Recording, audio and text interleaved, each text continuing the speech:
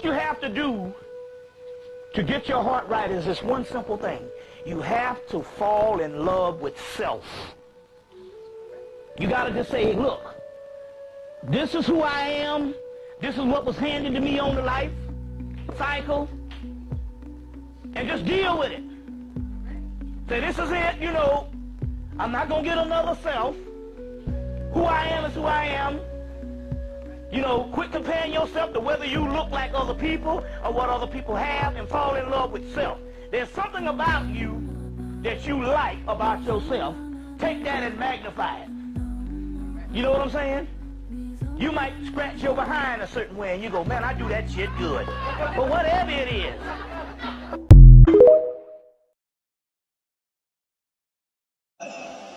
Your ancestors, the ancient Egyptians, knew back then that today would come when men would be cloning. You understand? And all they had to do is to preserve one cell. And they knew that someone would open that tomb, find that body, and be fascinated with the possibility of cloning a dead pharaoh or a phantom to bring him back. You know what the trick is? This is the way your gods are coming back.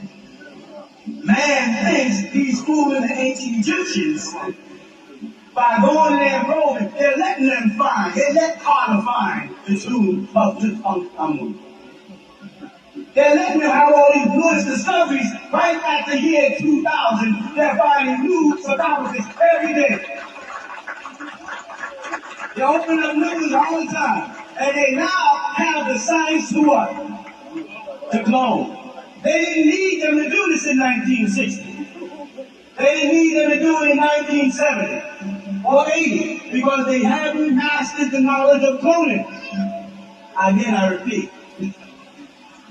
You think that you are probing into chromosomes and studying chromosomes and manipulating chromosomes, but in actuality, chromosomes are probing into us. And they are thinking intelligent bacteria or algae or fungi. It's using us to bring the ancient ones back in. If the Lord, Jesus Christ, Jesus Christos, is ever to come back to earth, it's going to be done in a laboratory by someone finding his tomb and cloning him. If for no other reason is for him to say, I never said I was my father. I never said I was father. I always said I am not greater than he. I am my own Kenny. I die. I had the power to change the course of time or history. Jesus must correct that himself. About him can only be corrected by him. So if he is ever to get back into here, it's going to be done through scientists in a laboratory. He is not going to come flying out the sky. Because if he does, we have to deal with gravity, levity, the kind of craft. Now we say, well, he's not going to come in a craft. He's going to float down. From where? Heaven. Is he going to be dressed? Yes, who made the clothes in heaven? Why is clothes necessary in heaven? Is there shame in heaven? Is there embarrassment in heaven? Are people still thinking sexually in heaven? Do angels need clothes? These little points become a reality. If Christ is to get back into the world, it's going to be the same way these people right now are bringing in our ancient ancestors for us. You don't have to worry whether or not the ancient Egyptians are coming back. They're doing it right now in laboratories. And they've shown you the movie over and over again, where they make Frankenstein, and then Frankenstein turns on them. When they bring the ancient Egyptians back in, the ancient Egyptians are not going to bear witness to their system of devilishment. They're going to say thank you, and with that one hand, as they always do, put it on his neck and crush it. Say, you're the menace, you're the disease. Alright? Talk to me about something else. Miles?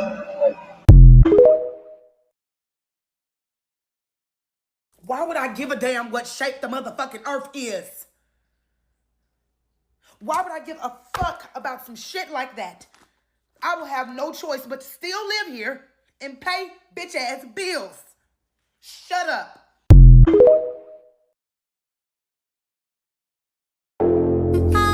I'm from outer space. I got Milky Way for blood, evolution in my veins. I'm gone, I've been far away. I'm illuminated now, make a move, start the waves. I've been breathing around fire for a long time. I had a vision from the birds, they wanna go sign. Artificially intelligent away. I'm your future, past and present, I'm a fine line. Yeah, I'm a listening of this illusion. I am not really here, I'm an intrusion. I don't swim or sing, I just flow. I don't need gravity, I just need roll. When I move, it's in a quick rumble. I won't ever fall, never stumble. And I don't need to be humble. Break down walls like Jericho crumble. When I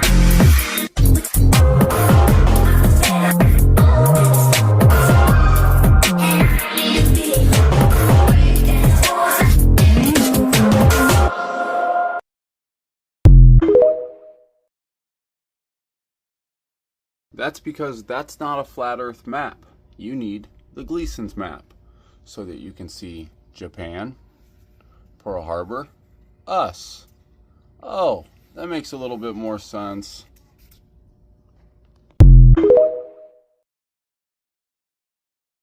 This is the only photo of Earth as shot by the Apollo 13 mission. Every other image you see of Earth is a CGI manipulated image. Open your eyes and mind. Wake up. We are being lied to.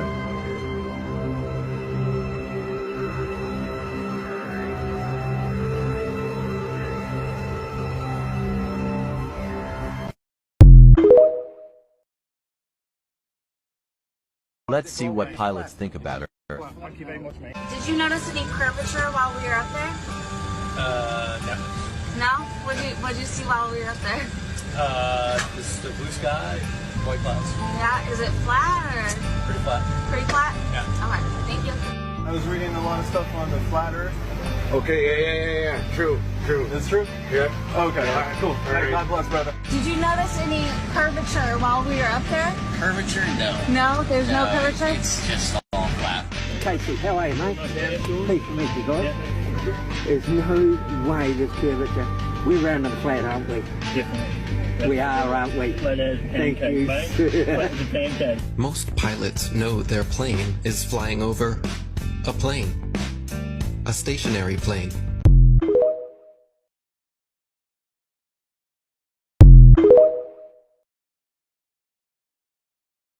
My guy. So if y'all watched my last video, y'all know that I was talking about how we actually live underneath the firmament. But in that video, I told y'all at the end that I was going to tell y'all what stars were. Now listen up, because this finna be crazy. So when I was looking through my comments, I seen a lot of people saying that when they look through telescopes, that the stars look like lights underwater. Someone also said they shake like ripples, and they look like as if you're looking through water. So I was looking at the comments and I was like, oh, they don't know.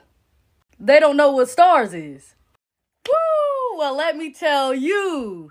See, what y'all don't know is stars are actually dancing glimpses of light, interacting with the water above the firmament. See, when God made the firmament, he divided the waters from which they were under the firmament and the waters that was above the firmament. Why you think the sky is blue? Big bodies of water is always going to turn the water blue. Just like when you get in your bathtub, the water come out clear, but once it fills up the tub, it has that blue tint to it. See, I'm finna show y'all a video of someone zooming up to a star with their phone.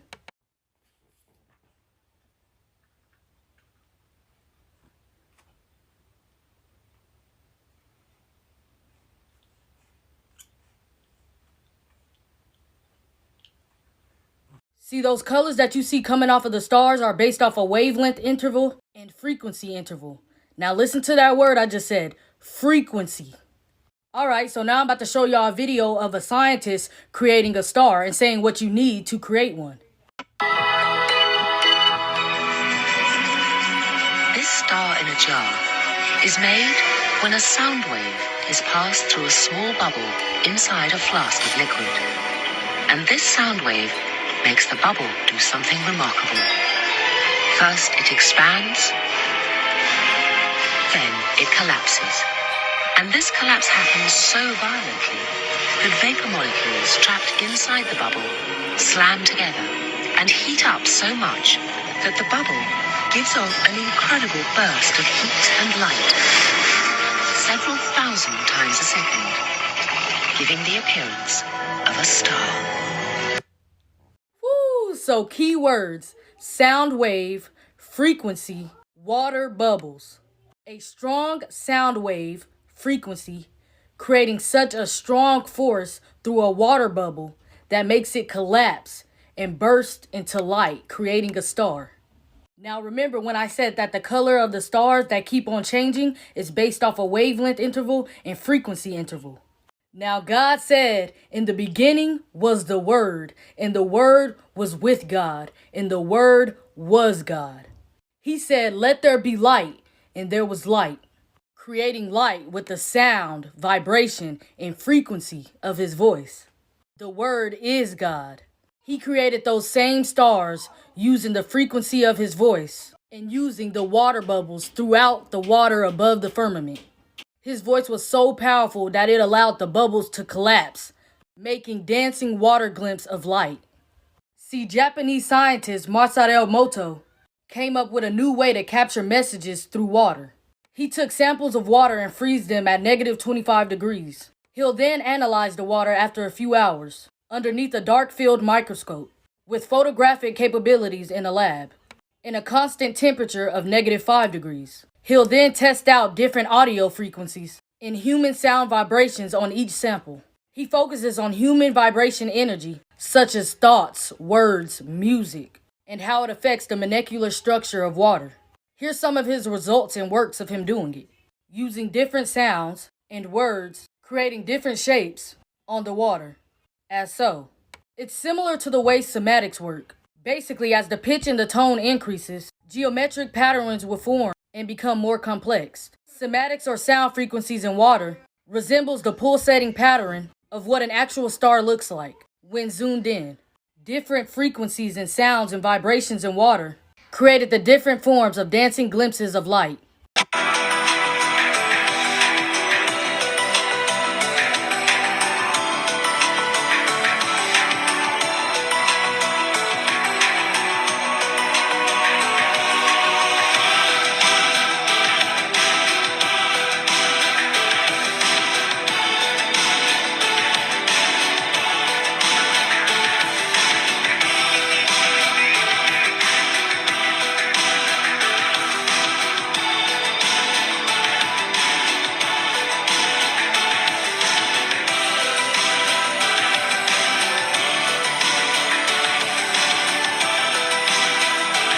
The book of Enoch also talks about how lightning comes from the stars, but they will not lose their form. The Bible also talks about how powerful God's voice is. It's the sound of rumbling thunder when he speaks. So remember, God spoke the word into being, and it was so. Such as words, speech, sound, frequency, vibration. His words created the stars within the water above the firmament. The same way that scientists just showed us how they made a star. Using water by adding a frequency of a strong enough sound and vibration. What sound is more powerful than God's? Creating water bubbles that collapsed and bursted into light. Is the same way that God spoke light into existence, using the frequency, vibration, and sound of his voice through the water of the firmament, creating water bubbles all throughout the water, that his word was so strong it allowed the bubbles to burst into light, creating stars, creating the dancing glimpses of water above the firmament.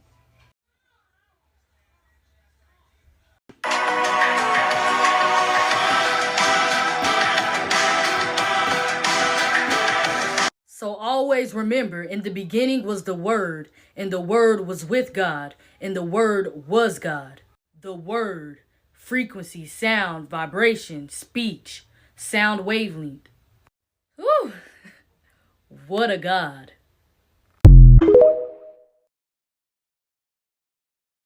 My guy. Now what we not finna do is play with God's word.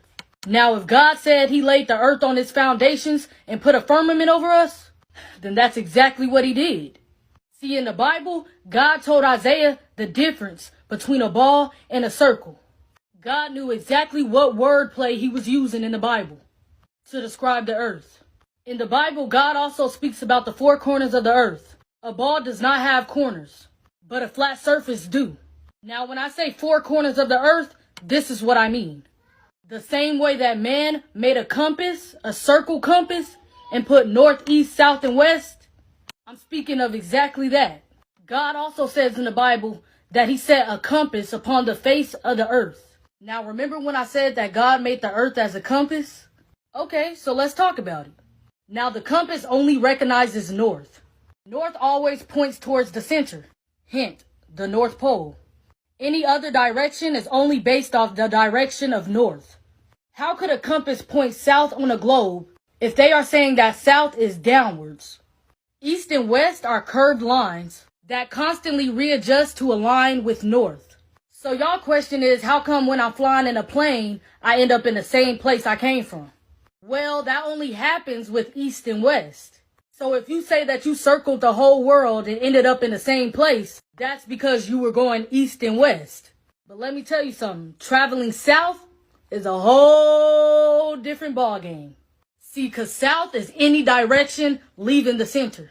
See, because if you begin to head south, you will reach the Antarctica ice wall. So traveling south, you will never end up back at the same place. See, because there's a reason they won't allow y'all to travel south and end up at the ice wall.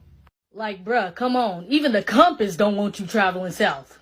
That's why it always points back to north, telling you to turn around every time you start to travel south. See, because if you decide to keep going and get past that ice wall, you will realize there is in fact a firmament over us, keeping anyone from leaving this earth. We couldn't be living in a globe if we wanted to. See, water has to be contained. They say that the earth is 71% water, so that by itself would be impossible. And I know y'all probably be wondering, where do rainbows come from? Now, scientists will tell you they self, to make a rainbow, you need water, light, and a mirror. See, when God said he created the firmament, he spreaded it out like a molten looking glass. See, them big rainbows that you see is proof that we live underneath the firmament. It's the sunlight reflecting off of the firmament to remind us of his promise to never flood the earth again. See, God said he set the earth on its foundations so that it should never be moved. But scientists are saying that we are spinning and moving 1,040 miles per hour. And in 1927, we had no idea what the earth looked like, but created this picture. Now, all of a sudden, in 1997, they go see the earth and it looked exactly like that picture? No. Now, do y'all know who this man is? Probably not. But this is Richard E. Byrd. He was one of the first to discover Antarctica in 1928. See, he found evidence of the flat earth with the firmament over us. Even in his diaries and writings, he said it. See, he traveled all the way to the four corners of the earth. See, and when he found this discovery, what did our government do? They all went down to Antarctica 3 years later to claim a piece of it and to keep the truth hidden from us. That's why the Antarctica ice wall today is just like Area 51. Nobody could go there. Why is that? Are they hiding the truth? See, because that's what it seems like. Because that's what it is. See, and they just keep telling y'all all these lies and y'all just get brainwashed by it. They tell y'all they fly to the moon. See, because my question is, how you gonna fly to the moon when God said he made two great lights, the greater light to rule the day and the lesser light to rule the night? Meaning that the moon and the sun ain't even solid objects. They're luminary. You can't just go up there and land on it. Like, come on, bro. Everybody know that landing was fake. The flag up there waving. You could see a shadow on the moon. Y'all talking about the stars is outer space. But in the videos and in the pictures, there's no stars in space. See, because y'all gonna have to do more than that to convince me. Because in Romans 3 and 4, God said, let Yah be the truth and every man a liar. But I know y'all gonna ask me, Anaya, how do sunsets work? if the earth is flat? See, in Job 9:7, God says, who commands the sun and it does not rise? See, on y'all's globe earth, y'all believe that the sun is setting and rising, but in reality, it's all just about perspective. For example, have y'all ever heard of a vanishing point? See, because in reality, the sun and the moon are not setting and rising. They are rotating. See, because the farther that is getting away from us to rotate around the earth, it's seeming as if it's going down. And the closer that is getting from making its way back around to us, it seems as if it's rising. It's all due to perspective from where we're at. This appears due to perspective. And here's another example. The line is tied perfectly even across the counter, and the bottles are sitting level on the countertop. Now let's look at it from the counterpoint view. Okay, so y'all like, yeah, nah, I mean, that sound good. But how do seasons work then? See, what I need y'all to know is that the sun and the moon are actually closer than what they are telling y'all. The sun and the moon are inside the firmament with us. See, electromagnetism actually perfectly explains how the sun and the moon rotates on Earth. See, the sun and the moon are not rock or gas. They're light sources. Now, these light sources are in the shape of a disc that rotate the Earth like a clock, but in a coil-like spiral, dictating the seasons and the climate as it goes. See, now when the sun is beyond the equator ring, the northern hemisphere experiences summer, and the southern hemisphere experiences winter. Inversely, when below the equator ring, the southern hemisphere will experience summer, and the northern hemisphere will experience winter. They got y'all thinking that there's life beyond the earth. There is no space. There is no other planets out there. God says he sits at the top of the firmament. Those planets that y'all are seeing in those telescopes, those are called wandering stars. All of these are light sources. They are not solid objects. Alright, Anais, so how does a solar eclipse work on a flat earth?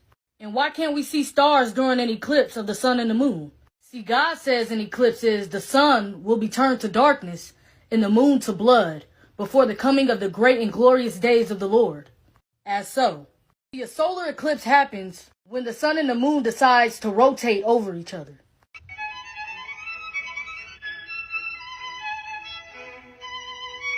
As so.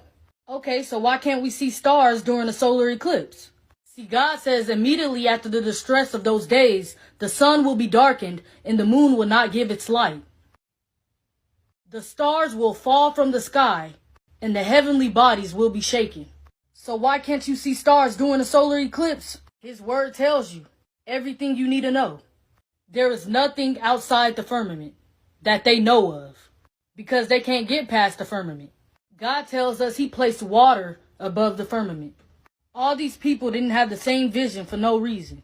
There was many times that they have snitched on themselves, saying that they never been outside the earth, saying that there's nowhere to go, saying that they never been to the moon for real. They even be putting the truth into the cartoons. They are steady trying to break the firmament.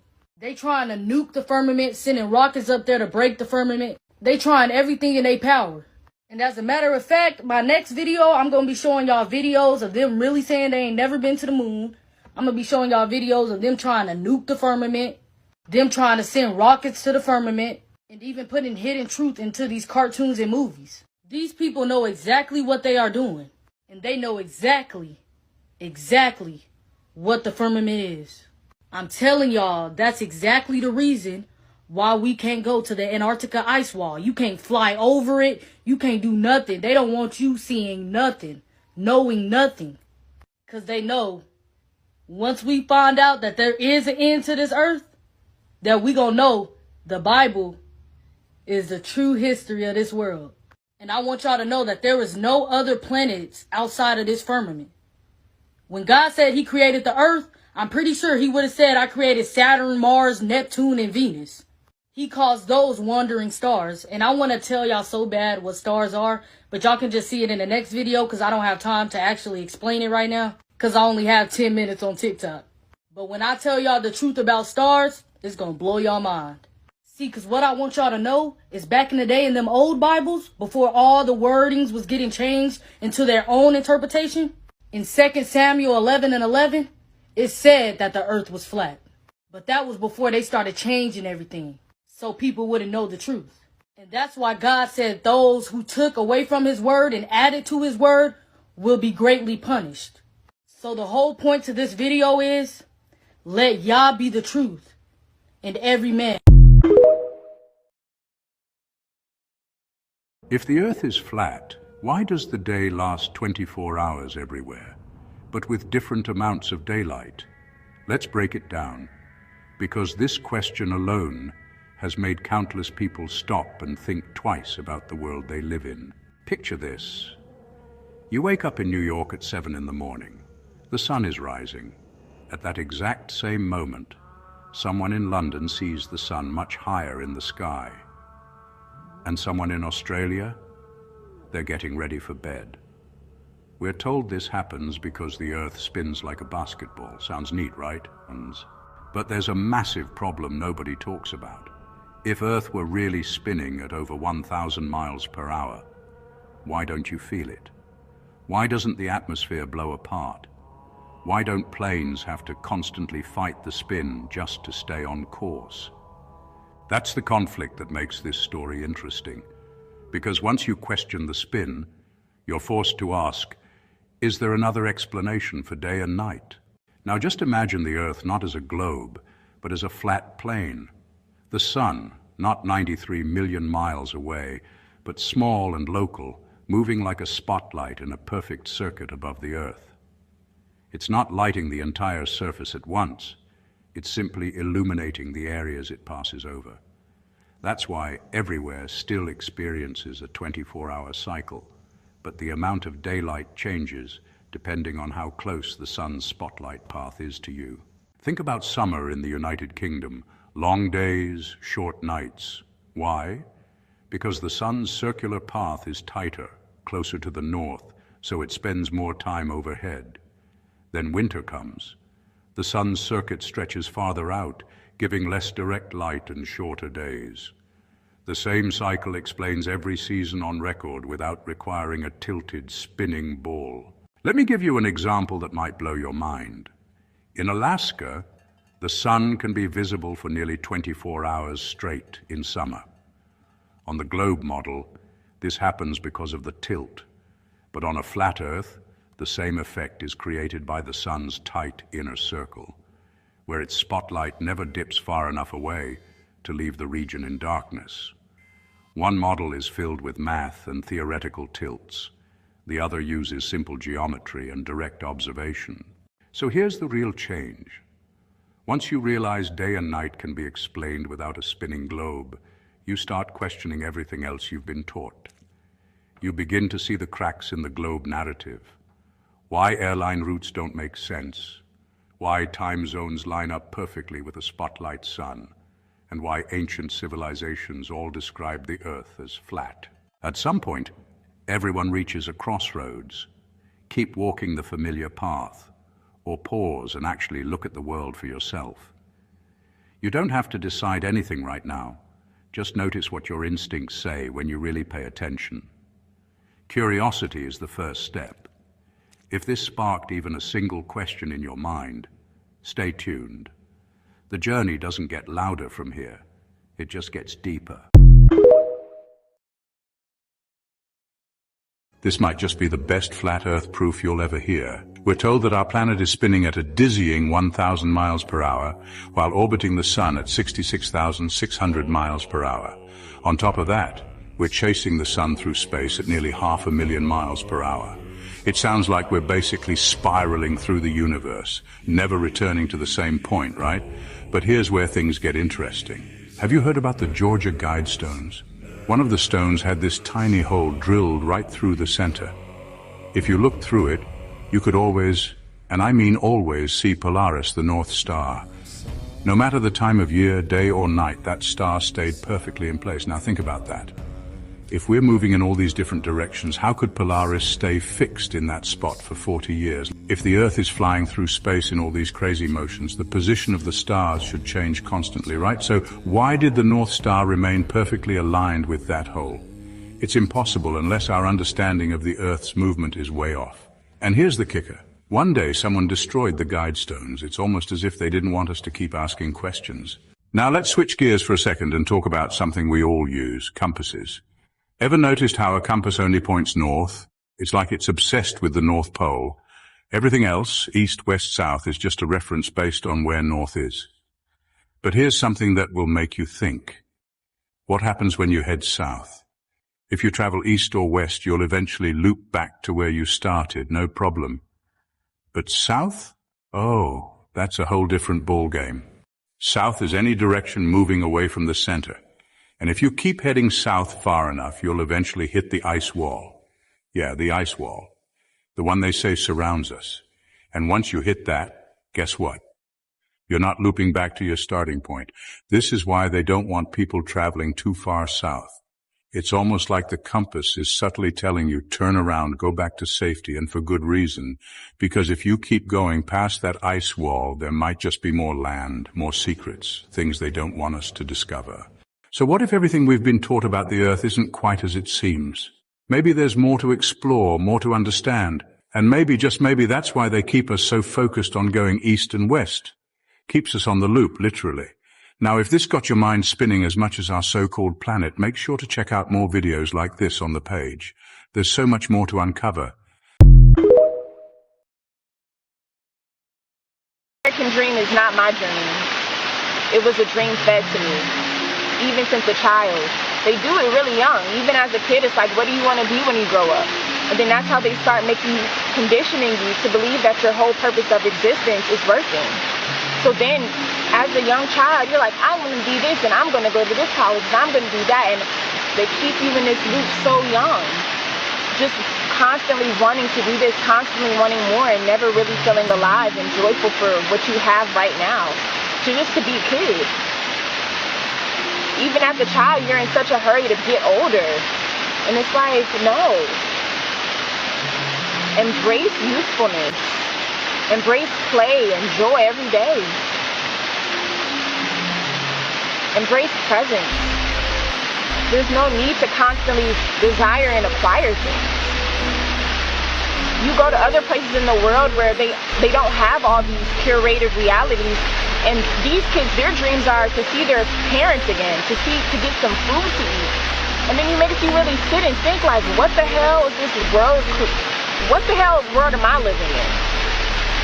And they're so happy and so joyful to be alive because they're not dreaming and constantly needing to acquire things to be alive. It's the small things, because it's only the simple things that really matter. Census began in 1790. See how they can't relate to us? We oppose those lies that they would tell by saying that our people did not set trends or say today's society or social culture. I made a video probably 5-6 hours ago saying the same shit. Became popular without the influence of our people's viral dances, or that Facebook didn't take cues from MySpace, which itself borrowed ideas from Black Planet. Remember? Though, you know, Black Planet may not have originated with so-called Black Americans, but it was marketed to us, and we made it the most popular social site in the world at that time. Can't you house Negroes see how unfair that companies like Mercedes, Gucci, Prada, Balenciaga, and all the rest of those overpriced jewelry stores aren't compensating us for our culturally dominating influence? Our styles, how we dress, how we speak, how we act are being replicated without acknowledgement. The NBA and NFL would not be as popular or profitable as they are right now if our athletes were not the stars of each game. It's as if them cell phone companies don't owe us anything, or that the government doesn't owe us appreciation and ongoing compensation for the historical sacrifices of our ancestors. Our ancestors adopted those poverty-stricken, vulnerable, orphan children. Hey, real quick, y'all do realize that you a God having a human experience, right? I know, like, y'all heard that shit before, but it's so real to the point where your family's not your family. Your kids ain't your kids. Your friends ain't your friends. Yes, in some form or fashion, does the sensation of that exist? Absolutely. But when it actually comes down to it, none of this shit is real, right? It's literally a dream. It's a quantum simulation born from infinite consciousness, because there's no ending and there's no beginning. So see, if you believe in a creator, which I told y'all before, who created this shit, you know what I'm saying? Look up Yaldabaoth. But anyway, see, the creator doesn't just create and then like hover. You see what I'm saying? Controlling every move like a worried parent. No. God creates and then steps back. Not out of indifference, but out of deep trust. Because when the creator looks at you, at me, at every soul walking this earth, it sees itself. A perfect extension carrying the same creative power. Literally. You were never meant to be taken care of forever. You were meant to become the creator. You see what I'm saying? And everything's a trickle effect. That's the reason why they say, like, even in people that's religious in the Bible says, oh, you were in the image of God. And then you have a child and your child look like you. It's common sense, right? Quantum physics is starting to show us that is the real thing. You see what I'm saying? Like, we always talk about how, like, when science catches up to spirituality, everybody will go back to, you know, who they truly are. And that's exactly what's happening. And at the deepest level, right? Reality isn't solid. We know this. It's waves of pure possibility. Nothing becomes real until we observe it, aka the double slit experiment, if y'all don't know about that yet, right? Once consciousness collapses, it turns the wave into form. That's you. That's your power. You're not waiting for the universe to give you something. You are the universe focusing itself into new creations. So your child, he, she, not yours. They're another eternal soul just like your ass. A spark of the same divine fire that helped anchor you into this dream. You see what I'm saying? And now they get to create their own reality just like you do. You see what I'm saying? The creator doesn't abandon its creations. It releases them so they can become creators too. The truth cannot be stopped. Question everything. How did Japan attack Hawaii on a flat earth? Well, simple. There's your map. Take a look, because right now we're about to look at flight paths and why they make no sense on a globe. Auckland to Lima, Peru, stops in Los Angeles. Why? Makes sense on a flat earth. Buenos Aires to New Delhi, stops in Amsterdam. Makes no sense on a globe. Perfect sense on a flat earth. Here we have Sydney to Lima, Peru, which stops in Los Angeles. On a globe, it makes zero sense. But on a flat earth, it looks like it makes sense. Let's take a look at Wellington to Lima, which stops in Los Angeles. Again, makes zero sense on a globe, but perfect sense on a flat earth. Now let's look at Wellington to Mexico City, which stops in Los Angeles. On a flat earth, it makes a lot of sense. Look at that. You got Wellington to Los Angeles, and then you go to Mexico City. Perfect sense. Now on the globe model, we have what looks like the most ridiculous. What's happening? Why would this ever happen? That would not be a flight path. It makes no sense. But again, this is all my opinion. I recommend everyone does their own research and comes to their own conclusions. I love you all.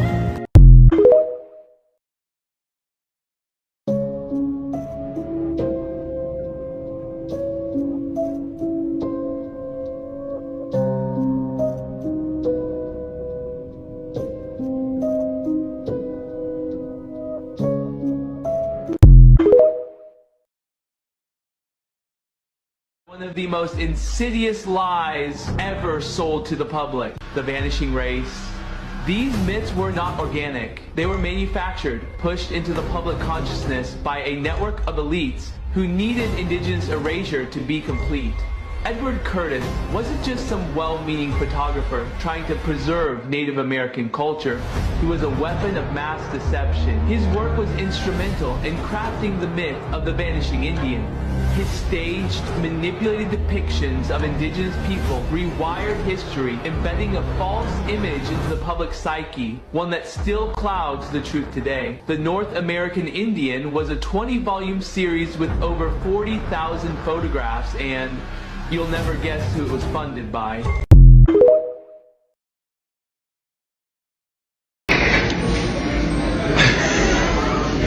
Yeah, I'd be laughing too. There's something called reverse psychology. I want y'all to go back and watch the movie Avatar. No, not as entertainment. Yes, as a documentary. The Anakim, or Anakites, were a formidable race of giant warlike people who occupied the lands of southern Palestine near Hebron before the arrival of the Israelites. Their ancestry has been traced back to Anak, the son of Arba, who was regarded as the greatest man among the Anakim. The name Anakim is said by some to mean long-necked or tall. Some scholars have theorized that the Anakim could be connected to the Anunnaki, celestial beings from ancient Mesopotamian texts. This connection suggests that the Anakim were descendants of these powerful cosmic entities, akin to the Nephilim, who dominated the earth in ancient times. When the 12 Israelite spies returned from exploring the Promised Land, they reported encountering people great and tall, identified as the sons of Anak. Overwhelmed by fear and perceiving themselves as mere grasshoppers in comparison, the Israelites rebelled and refused to advance into the land. Despite assurances not to fear the Anakim, the Israelites' lack of faith resulted in them being barred from entering the Promised Land, with only Joshua and Caleb as exceptions. Consequently, they were condemned to wander for an additional 38 years in the wilderness. During the conquest of Canaan, Joshua successfully expelled the Anakim from the hill country, and Caleb eradicated them from Hebron. However, a small remnant found sanctuary in the cities of Gaza, Gath, and Ashdod.